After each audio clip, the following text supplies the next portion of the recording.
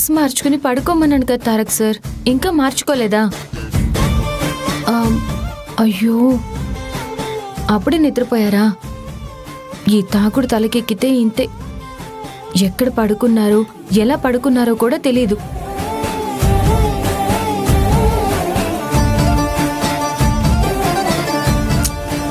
తారక్ సార్కి ఈ తాగుడు లేకపోతే చాలా బాగుండేది. అందరూ ఈయన్ని ఎంతగానో గౌరవిస్తారు, అందరూ మర్యాదగా చూస్తారు. ఆ మాట ఈయనకి చెప్తూ ఉంటే వినడం లేదు. ఈ మధ్యలో కనీసం కాళ్లకు వేసుకున్న షూ విప్పడం కూడా మర్చిపోయారు.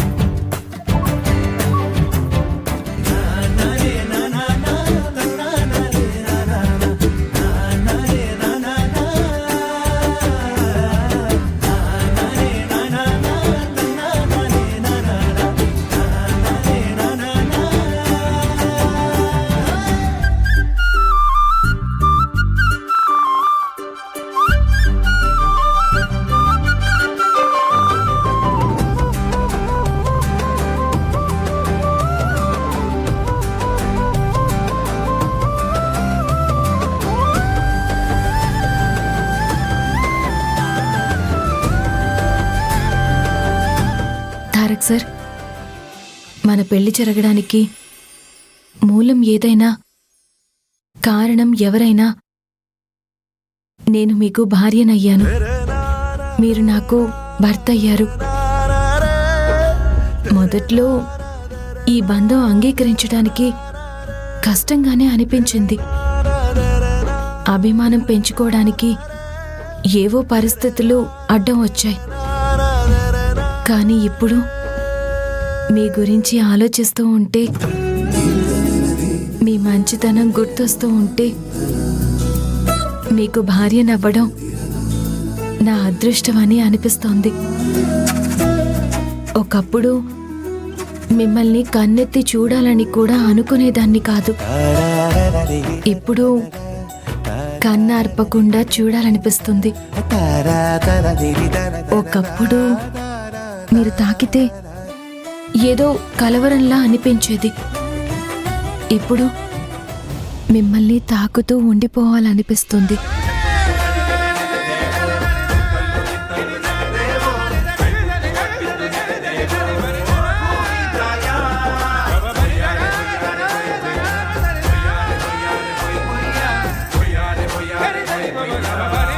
ఒకప్పుడు మీ అభిమానం నాకు భారంగా అనిపించేది. కానీ ఇప్పుడు మిమ్మల్ని ఎప్పటికీ ప్రేమిస్తూ ఉండిపోవాలనిపిస్తుంది. ఈ మార్పులు ఎంత గొప్పవో నాకు తెలీదు. మన జీవితాల్లో ఎలాంటి మార్పులు తీసుకొస్తాయో నాకు తెలీదు.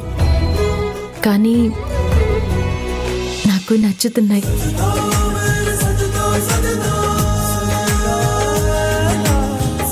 ఇన్నాళ్ళు నేను మిమ్మల్ని ప్రేమించేలా చేయడానికి ఎన్నో ప్రయత్నాలు చేసి అలసిపోయారు. ఇక మీ ఆ ప్రయత్నాలు, ప్రయాసలు పడాల్సిన అవసరం లేదు. ఎందుకంటే జీవితాంతం ఇక మిమ్మల్ని ప్రేమిస్తూ ఉండిపోవాలని నిశ్చయించుకున్నాను.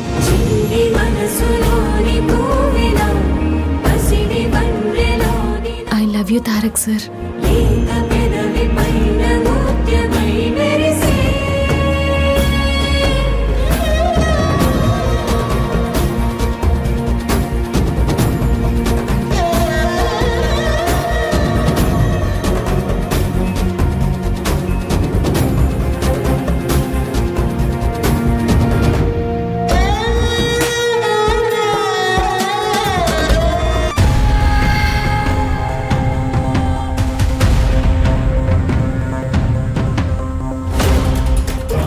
కాంచనా, అనుకున్న ప్లాను అనుకున్నట్టే వర్కౌట్ అవుతుంది కదా?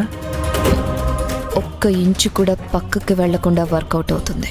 చూస్తూ ఉండండి. అక్క ఇంత కాన్ఫిడెంట్ గా చెప్తుందంటే మన ఇంటికి బంకలా అంటుకున్న ఈ భద్రయ్య ఫ్యామిలీ పీడ విరగడైపోతుందన్నమాట.